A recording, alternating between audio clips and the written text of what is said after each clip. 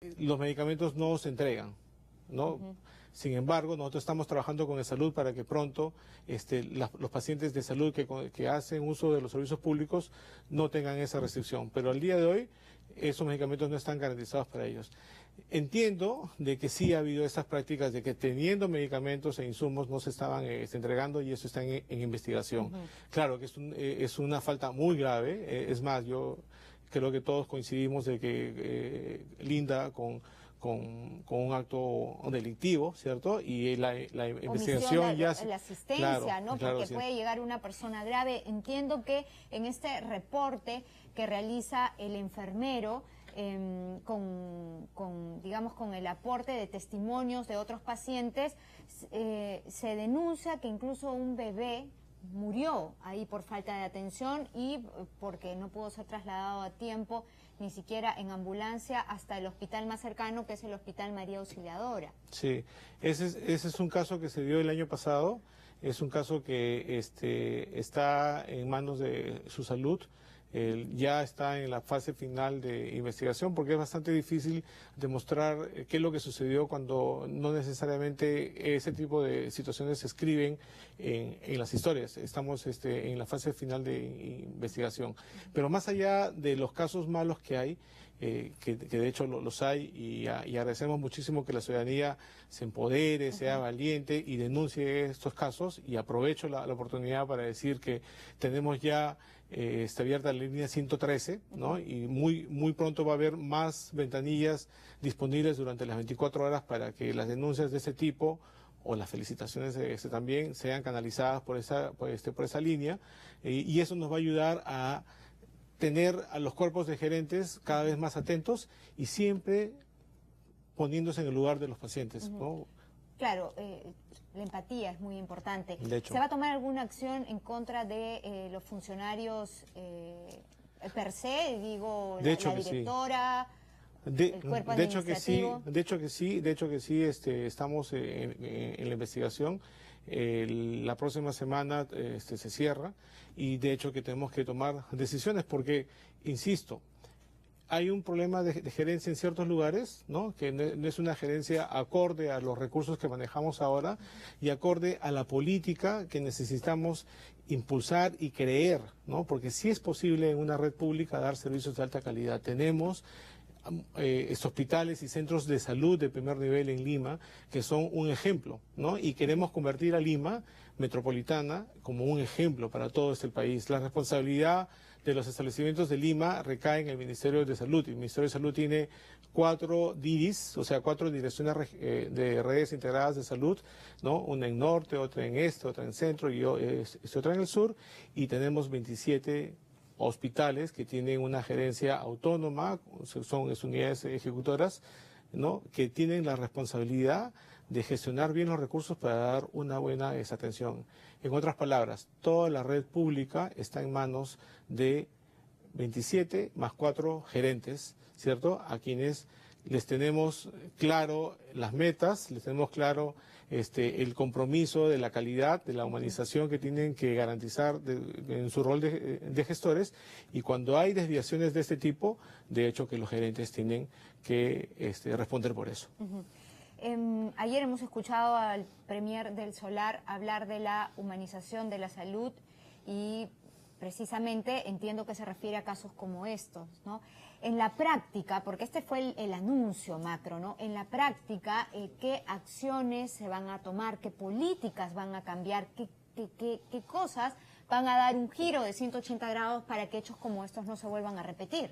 Sí, es una muy buena pregunta, le agradezco porque creo que es muy importante que la comunidad, la sociedad tenga claro que el Ministerio de Salud y este gobierno están impulsando 2 tipos de agenda a la vez. Las de corto plazo, como medidas como estas, ¿no? De que los medicamentos estén en lugar, redistribuyéndolos, comprando más rápido, ¿no? Cosas muy rápidas que se pueden hacer para que se resuelvan lo más urgente, pero a la vez tiene otra agenda de mediano y largo plazo que implica cambio de normas, cambio de estructuras, mejoras en la capacitación de los gerentes, ¿no? En movilizar más recursos para que estos casos no se repitan, ¿no? Y se resuelvan de una buena vez por todas. ¿De qué estamos hablando? De 3 políticas. Una política que tiene que ver con el fortalecimiento del primer nivel, porque todos sabemos de que los servicios que están más cerca de los ciudadanos son los establecimientos que están más distribuidos, ¿no? Más disponibles, son los centros de salud y los puestos de salud, que muy pronto los vamos a convertir en clínicas de familia, ¿no? Clínicas de familia con una capacidad resolutiva distinta, con más laboratorios clínicos disponibles, más imágenes. Se van a poder atender los afiliados al CIS. Sí, así es, del CIS y también de otros subsectores, ¿no? En caso de que no exista ese subsector en ese distrito o en esa provincia. Pero esas clínicas de familia se van a configurar como un conjunto, ¿no? Para que entre ellas, ¿no? La gente fluya cuando necesita una atención, fluya con rapidez. Por ejemplo, si en una clínica de familia más pequeña no dan el servicio de cardiología, pero sí la dan en una clínica de familia de 24 horas que queda a 15 minutos, ¿cierto? El médico, cuando ordena que sea visto por el cardiólogo, ya no lo va a hacer mediante un acto administrativo que en la actualidad se llama referencia y que supone que el paciente va con su papelito bajo el brazo para conseguir una cita de esta referencia que le dieron, sino lo que va a suponer es que quien le dio la cita es el responsable de coordinarla, gestionarla, y por lo tanto solamente lo único que hace es decirle, vaya tal día, media hora antes, la cita ya está hecha. ¿No? ¿Y cuáles van a ser los consultorios que se van a implementar aquí? O sea, ¿cuáles van a ser las atenciones más elementales que se van a dar? Porque resulta que cuando llega un paciente hay máquinas que no funcionan, hay carecen de personal y los envían a que con su propio dinero se hagan pruebas fuera de estos centros de salud, ¿no? Es importante señalar qué tipo de atención se va a brindar ahí para no caer en el engaño, ¿no? Claro, es una muy buena pregunta porque yo diría que podemos dividir las atenciones en tres tipos de grupos. Un primer grupo de atenciones es para que las personas, en función de la etapa de vida, o sea, si es niño o es adolescente o es adulto o adulto mayor, va a recibir un grupo de prestaciones para mantenerlos sanos. ¿Sí? O sea, que tiene que ver con la prevención y la promoción, y lo importante es que todos reciban el paquete que el Estado dice que debe de recibir. Ese es un tipo de atención, es ese primer grupo, que incluye descartes, ¿no? De sangre o orina para detectar riesgos, ¿no? Esas es, digamos, las atenciones que tienen que ver con el mantenimiento del Estado sano, ¿cierto? Un segundo grupo de atenciones que tiene que ver con cuando uno pierde la salud, ya sea la salud física o la mental, o sea, cayó en una enfermedad, que puede ser una enfermedad aguda o una enfermedad crónica. Estos tipos de atenciones pueden ser manejadas muy bien por un médico general, un médico de familia y por un equipo combinado, ¿no? De enfermeras, psicólogos, odontólogos o obstetras. Esos van a estar disponibles en las clínicas de familia que, unidas como un conjunto, se llaman redes integradas de salud, ¿no?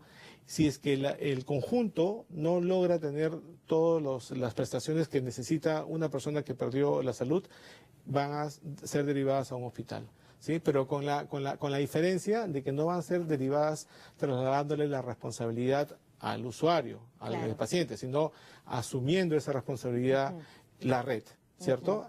Traslada... O sea, hasta que no lo deje bien instalado en el hospital, no se va a desentender. Así es. Así es.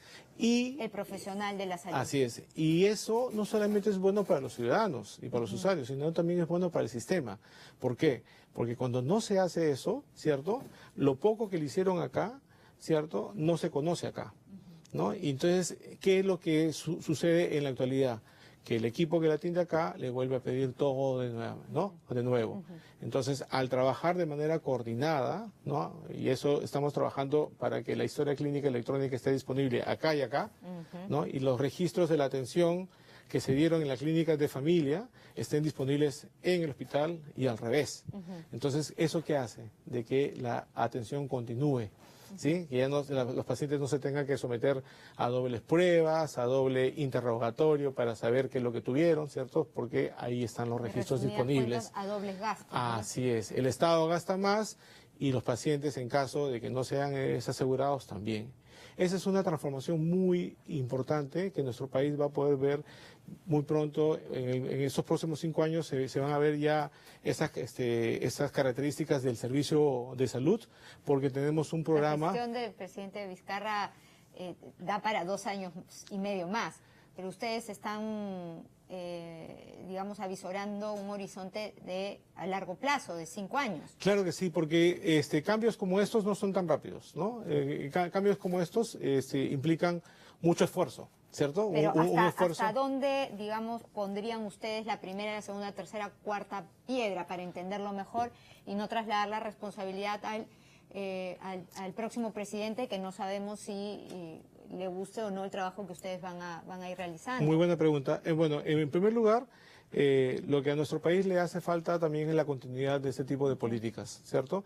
Y la salud es un tema tan sensible que afortunadamente cada vez estamos entendiendo más los peruanos de que este tipo de iniciativas deben de continuar, ¿cierto? Independientemente del gobierno que esté manejando las riendas del Estado. Por lo tanto, tenemos una buena noticia para esta aspiración de 5 años, porque tenemos un préstamo de 2 bancos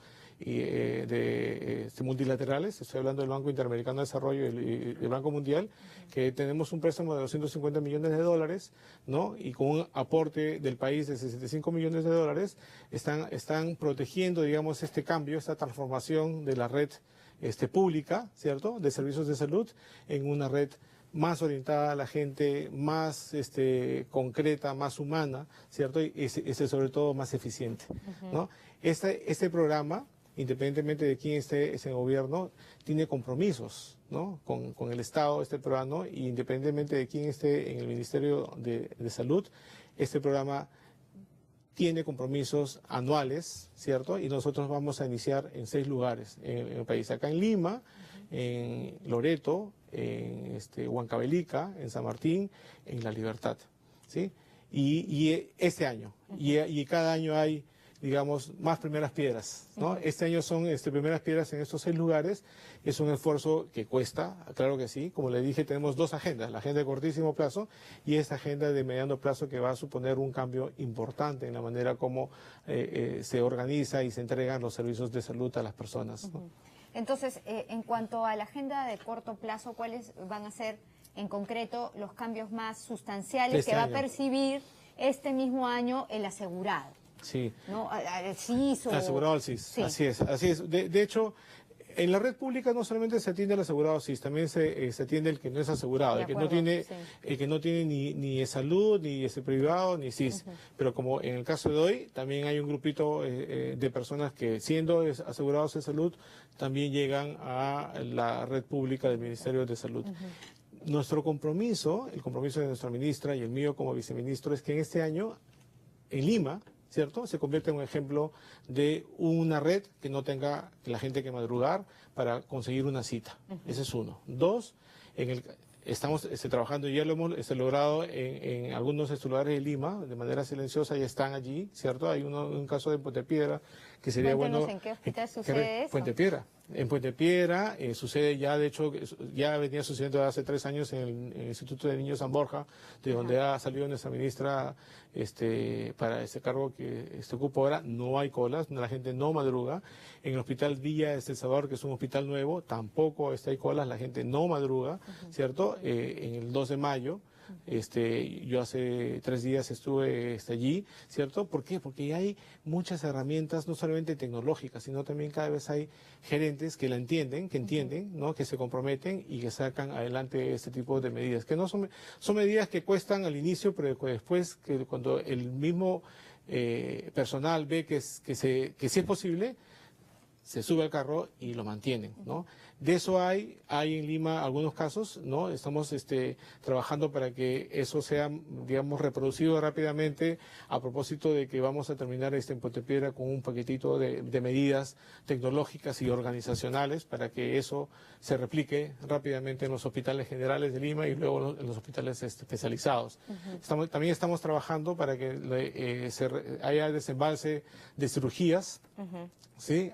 Por ejemplo, en el 2 de mayo hay ese programa impulsado por la directora del 2 de mayo y nosotros vamos a colaborar para que sea el desembalse más rápido, ¿no? Y ese tipo de iniciativas hay muchos. En realidad tenemos un cuerpo de gerentes buenos, pero también, como les decía al inicio de la entrevista, todavía tenemos un cuerpo de gerentes que están pensando... Pegados a la corrupción. A lo tradicional y también a la corrupción, probablemente, y que vamos a trabajar muy duro para eliminar eso, ¿no? Ajá.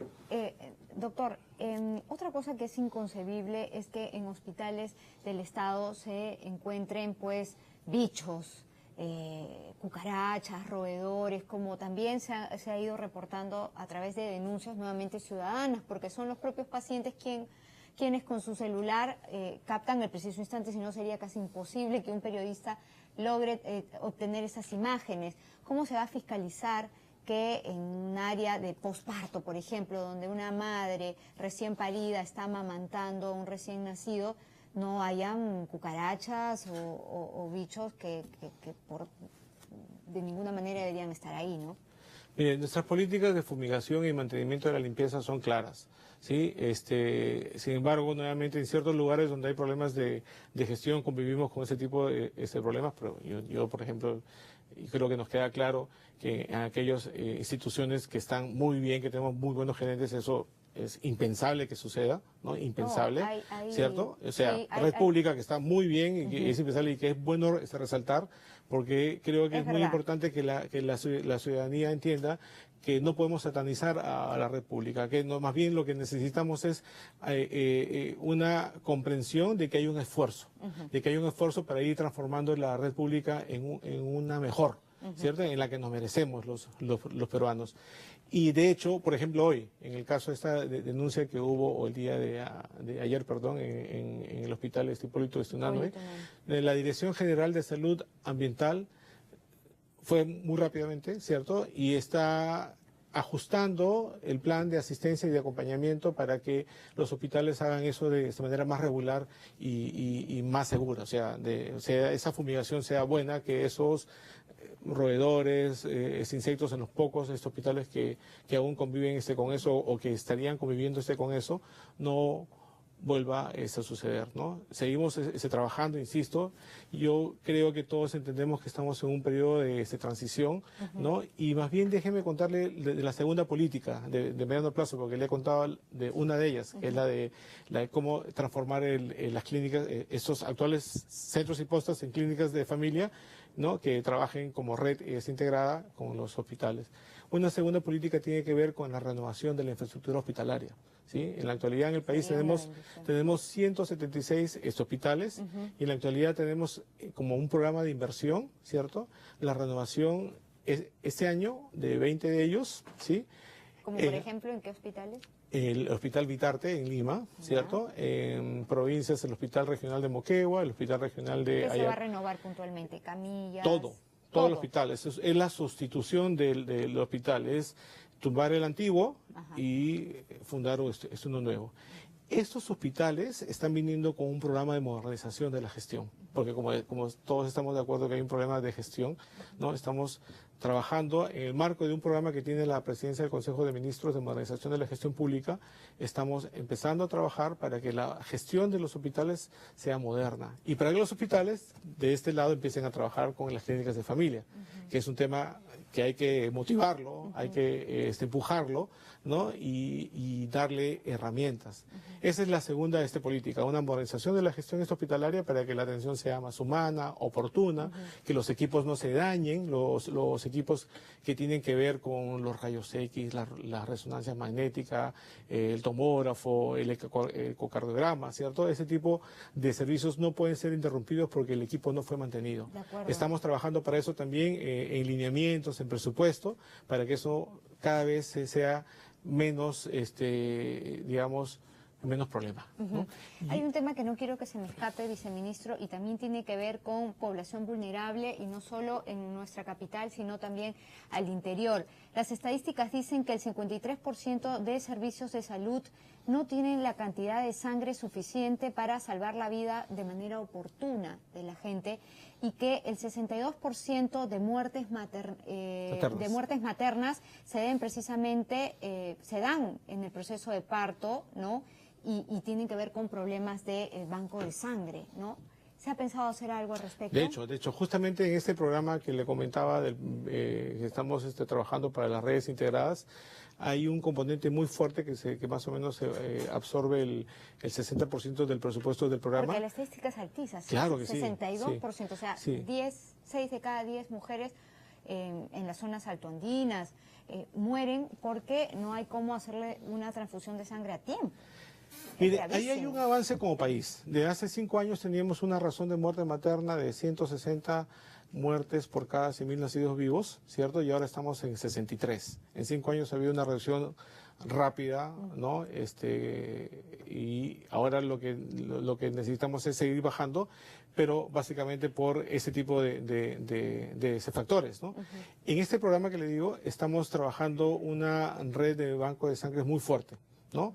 Donde trabajamos 2 cosas. Uno, motivar a que las personas sean donantes voluntarios, claro. ¿sí? Que haya donantes voluntarios en distintos puntos de la ciudad o del país, ¿cierto? Y que esa sangre se haya manejado en un solo centro, con todos los estándares de calidad internacionales, ¿cierto? Y que de allí más bien el reto es distribuirla cuando se necesite. Claro, el tema de trazabilidad, ¿no? Sí. La cadena de, no sé si de frío aquí, pero porque la sangre tiene que viajar a una temperatura especial, pero lo importante es que llegue. Así es. ¿no? Yo leí algunas denuncias de peruanos que viven en provincia, en zonas vulnerables donde hay influencia de, por ejemplo, de mineras, y ellos reciben atención de salud por parte de las empresas, precisamente por la ausencia del Estado, ¿no? Así es. Y a veces, si la empresa, digamos, no da, la gente no recibe. Sí, Esa no. es la realidad. De hecho, sucede así. Este programa que le digo de renovación de la infraestructura hospitalaria y también de centros de salud o futuras clínicas de familia está en todas partes, ¿no? Hemos empezado más por el interior del país, ¿no? No terminé de contarle de que también está en Loreto, en Yurimaguas, ¿cierto? Está en Pasco, en la ciudad más alta del mundo, se va a inaugurar un hospital muy moderno este año, ¿cierto? Está en Moquegua, en Ayacucho, en Macusani, Puno, o sea, estamos acercando este tipo de hospitales y de clínicas de familia para que trabajen en red a más lugares del país donde aspiramos de que haya un servicio distinto. Humanización de la salud es el eje, uno de los ejes en los que va a trabajar el gobierno del presidente Vizcarra. Esa es la visión, y esperemos pues que todos conjuntos de buenas ideas y también entiendo que se llegue a la meta, eso es lo importante, ¿no? De hecho. Que comience el cambio y que se llegue a la meta y no quedamos pues que en 2 o 3 años estas importantes iniciativas se disuelvan porque no hay una continuidad política. Muchísimas gracias, viceministro, por estar con nosotros. Gracias. Hasta una próxima oportunidad. Vamos a hacer una breve pausa y volvemos con más aquí.